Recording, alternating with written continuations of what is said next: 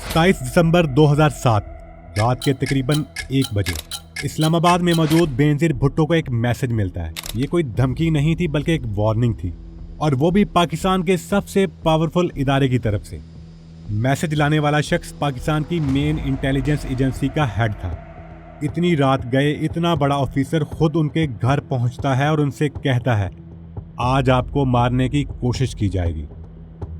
रावलपिंडी में आपके जलसे से पहले, दुराने जलसा या जलसे के फौरन बाद। ये कोई अंदाजा नहीं था, वो ये बात पूरे यकीन के साथ कह रहा था। लेकिन बेनजीर भुट्टो को लगा कि शायद उन पर प्रेशर डाला जा रहा है ताकि वो आज का जलसा कैंसिल कर दें। इसलिए वो इनसे कहती हैं कि अगर आपको पता है कि खुदकुश हमलावर कौन है तो फिर आप इन्हें अरेस्ट क्यों नहीं करते।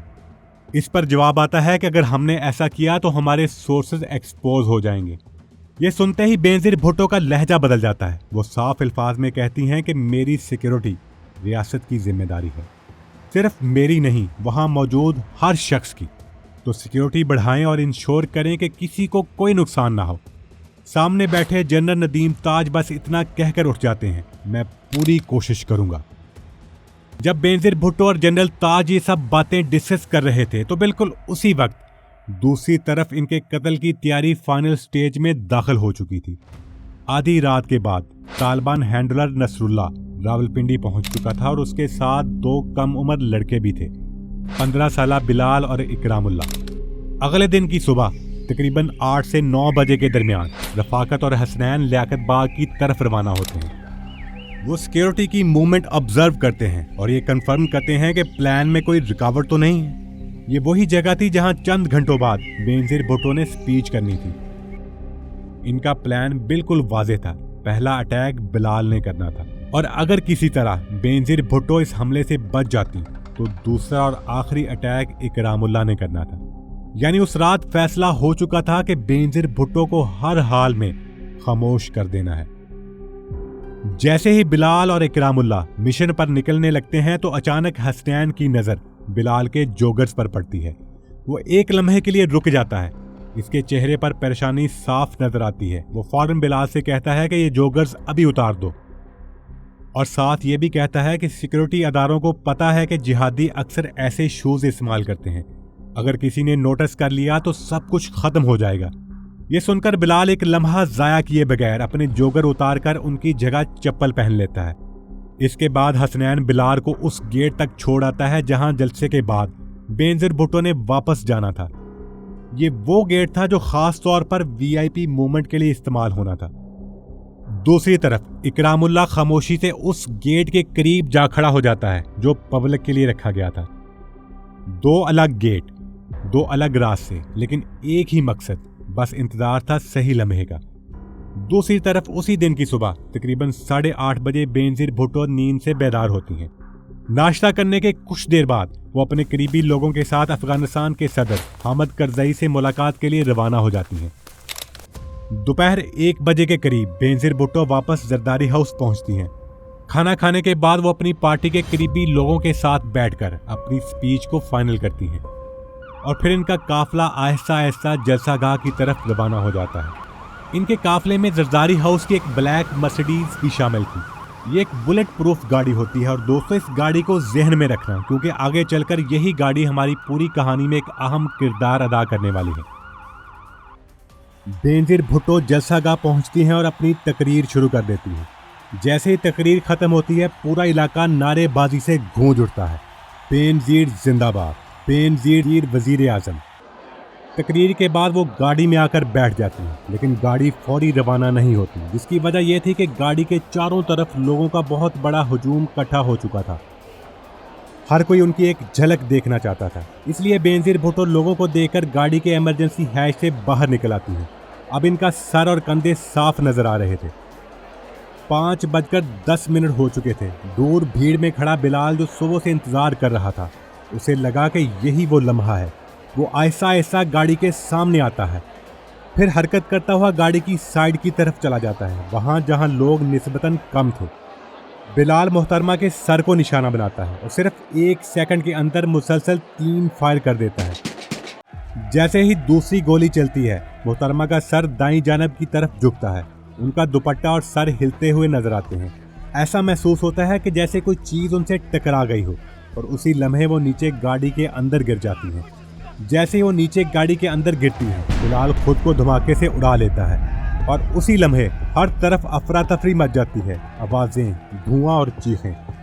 धमाके की वजह से मोहतरमा की गाड़ी के टायर्स फट जाते हैं। हैरानकुन बात यह थी कि मौके पर कोई एम्बुलेंस मौजूद नहीं थी। ड्राइवर मजबूरन घसीटते हुए रिम्स पर गाड़ी को रावलपिंडी जनरल हॉस्पिटल की तरफ ले जाता है, लेकिन गाड़ी चंद किलोमीटर चलने के बाद आगे नहीं बढ़ पाती और रुक जाती है। अब बेनजीर भुट्टो को हॉस्पिटल ले जाने के लिए टैक्सी के सिवा कोई ऑप्शन नहीं बचता, इसलिए टैक्सी का इंतजार शुरू कर दिया जाता है। अभी रुके हुए सिर्फ 2 या 3 मिनट ही गुजरे थे कि एक जीप आकर रुकती है। मोहतरमा को उसी जीप में हॉस्पिटल ले जाया जाता है। ये जीप शहरी रहमान साहिबा की होती है। रिकॉर्ड के मुताबिक ये लोग हमले के 34 मिनट बाद हॉस्पिटल पहुंचते हैं। हॉस्पिटल पहुंचने के बाद ये वादे हो चुका था कि उनकी हालत इंतहाई नाजुक है। मोहतरमा की ना पल्स चल रही थी और ना वो सांस ले रही थी। उनकी आंखों की पुतलियां एक ही जगह जम चुकी थी और टॉर्च की रोशनी देने पर भी इनमें कोई मूवमेंट नहीं थी। इसके बावजूद डॉक्टर्स हिम्मत नहीं हारते। वो मोहतरमा को बचाने की आखिरी हद तक कोशिश करते हैं। शाम 6 बजे से कुछ मिनट पहले इन्हें ऑपरेशन थिएटर में ले जाया जाता है, लेकिन शाम 6:16 पर मोहतरमा को ऑफिशियली डेड करार दे दिया जाता है। जैसे ये खबर बाहर निकलती है तो पूरे मुल्क में गम की एक लहर दौड़ जाती है। सड़कें खामोश हो जाती हैं और चेहरे उतर जाते हैं। ये भुट्टो खानदान की कोई पहली कुर्बानी नहीं थी। इससे पहले उनके बाप जुल्फकार अली भुट्टो को एक फौजी हुकूमत फांसी दे चुकी होती है। उनके एक भाई शाहनवाज को जहर देकर मारा गया था और दूसरे भाई मुर्तजा की मौत गोली लगने से हुई थी। एक ही खानदान और कुर्बानियों की एक ना खत्म होने वाली कहानी। 28 दिसंबर को मोहतरमा बेनजीर भुट्टो को गड़ी खुदाबख्श में सुपुर्दे खाक कर दिया जाता है। इस पूरे केस में बहुत से ऐसे सवालात हैं जिनके जवाब आज तक न मिल सके, और हम आगे चलकर इस पर भी बात करेंगे कि इस केस में कैसे अहम विटनेस और की करैक्टर एक एक करके मारे जाते रहे। लेकिन इन सब बातों से पहले एक बुनियादी सवाल जिसका जवाब जानना सबसे ज्यादा जरूरी है, और वो सवाल ये कि आखिर बेनजीर भुट्टो के कत्ल का कसूरवार कौन था। अगर पीपल्स पार्टी की बात की जाए तो पार्टी के मुताबिक उस वक्त के सदर परवेज मुशर्रफ बेनजीर भुट्टो के कत्ल के जिम्मेदार थे। इस सोच की बड़ी वजह यह भी थी कि मोहतरमा ने पाकिस्तान आने से पहले खुले अल्फाज में कहा था कि अगर मुझे कुछ हुआ तो इसका जिम्मेदार मुशर्रफ होगा। लेकिन मुशर्रफ हमेशा इस कत्ल में किसी भी किस्म की इन्वॉल्वमेंट से इनकार करते रहे हैं। दूसरी तरफ पाकिस्तान में ये बात भी आम है कि कुछ लोग आसिफ अली जरदारी को बेनजीर भुट्टो के कत्ल का कसूरवार समझते हैं। पहली वजह यह कि बेनजीर की मौत के बाद सबसे ज्यादा सियासी फायदा आसिफ अली जरदारी को हुआ और वो पाकिस्तान के प्रेसिडेंट बन गए। दूसरी वजह यह बताई जाती है कि 5 साल की हुकूमत में वो बेनजीर भुट्टो के कातलों को गिरफ्तार न कर सके। लेकिन इन इल्जामात लगाने वालों के पास कोई ठोस सबूत मौजूद नहीं, और आसिफ अली जरदारी खुद भी इन तमाम इल्जामात की सख्ती से तरदीद करते रहे हैं। बेनजीर के कत्ल के चंद हफ्तों बाद 5 अफराद को अरेस्ट किया जाता है। ये पांचों इन्वेस्टिगेशन के दौरान ये कबूल करते हैं कि उन्होंने बिलाल और इकरामुल्लाह की मदद की थी। लेकिन साल 2017 में अदालत नाकाफी सबूतों की बुनियाद पर इन तमाम अफराद को रिहा कर देती है। अब आते हैं उन सवालों की तरफ जिनके जवाब आज तक किसी के पास नहीं है। सबसे पहला सवाल, वो ब्लैक मर्सिडीज जो बैकअप के तौर पर बेनजीर के काफिले में शामिल थी।